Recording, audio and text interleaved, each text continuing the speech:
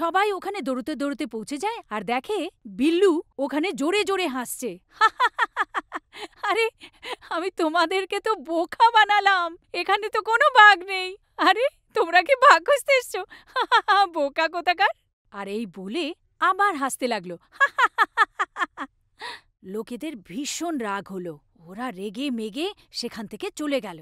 তারপর কিছুদিন পরে সেই একই জিনিস হলো।